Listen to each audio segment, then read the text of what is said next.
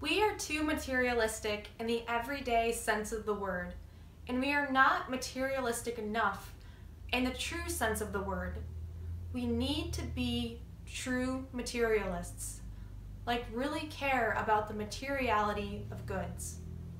Juliet Schor. What is up, you guys? Welcome back to my channel. My name is Barnetta, and I'm so happy to have you here with me today. That quote hit me so hard. My dearest friend sent me that the other day, and I was like, holy crap, I have to make a video about it ASAP.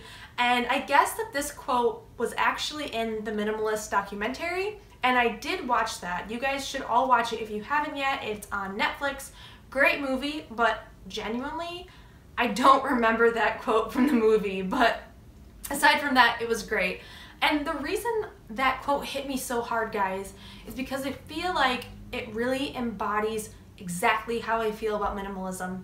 And I might sound like a squeaky wheel here, but there's just something magical when you can pick up an object and love using it. Becoming minimalist doesn't mean that you care about things less. I feel like it's actually opposite.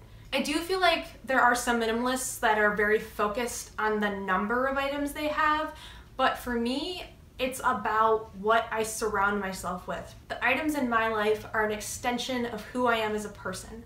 Now, I feel like I talk about clothing a lot because clothing is very intimate. It keeps you safe, it keeps you out of the elements, it allows you to feel comfortable. It's an expression of style, it's an obvious extension of who we are.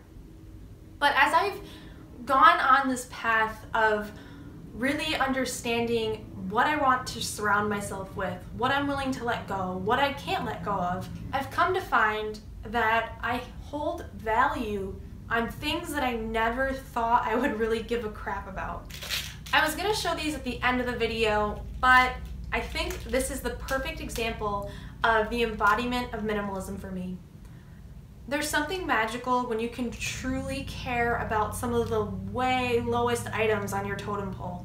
For me, bobby pins aren't that awesome of an object. They serve one purpose, and that's to keep your hair back and flyaways out of your face. I am actually Latina, and I have very coarse, thick hair that's also curly, and I've always struggled with being able to keep, you know, everything in place once in a ponytail or whatever, but these bobby pins are exceptionally strong and durable, and they're incredible, and I love them. And until I started decreasing the amount of items in my life and really trying to focus in on what made me happy and brought me joy to use them, I never really thought twice about using something that was cheap and would wear out after a few uses. When I really started culling all my items, I actually culled my bobby pins down to about 15, and I thought for some reason that would be like a really good number, and I kept them in like a little tube, and I was using them, and it turned out that they all started chipping and like getting all bent out of shape. And honestly, before I just lost bobby pins and bought them, so I'd probably buy bobby pins like once a month, once every other month, and I had never genuinely used a bobby pin enough to see that it would wear out. And I feel like that is such an impact of our society today.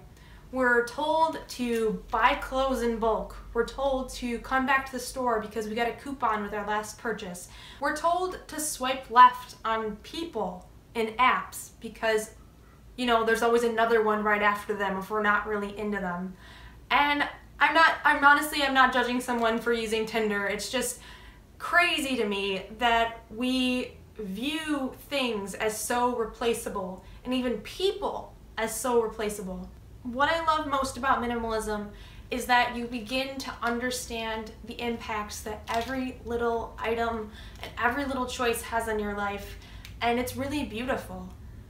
And it's not to say that you need to go buy $500 pairs of pants, because I think you do pay for the brand a lot of times more than the pant, but what I am saying is if we are able to objectively look at the items that we're buying and truly pick the ones that we love, we're gonna have that much more projection of love for ourselves surrounding ourselves.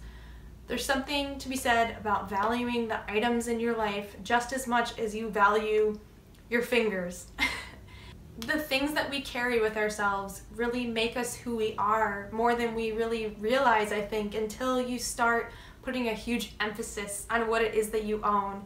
And this is why I always try to tell my friends, yeah, I'm minimalist if it comes up, but I don't try and convert anyone into minimalism, because it's not a religion, it's just a philosophy of really thinking about what it is that you own and really understanding what makes you a person and what projection of yourself do you want to surround yourself with. And I want to hear from you guys. Do you feel like minimalism is about having less, or is it about valuing things more? Or maybe a combination of the both. But anyways, guys, thank you so much for watching. I'm sorry I've been a little bit off with the scheduling of my YouTube videos.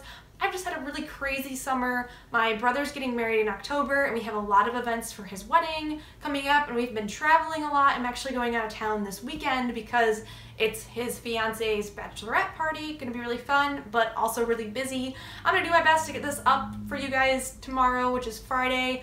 I hope it comes up, but thank you again for all your support. I love you guys so much, and until the next time, remember that there is no one like you. You are loved, and you are beautiful inside and out. I will see you guys later. Bye!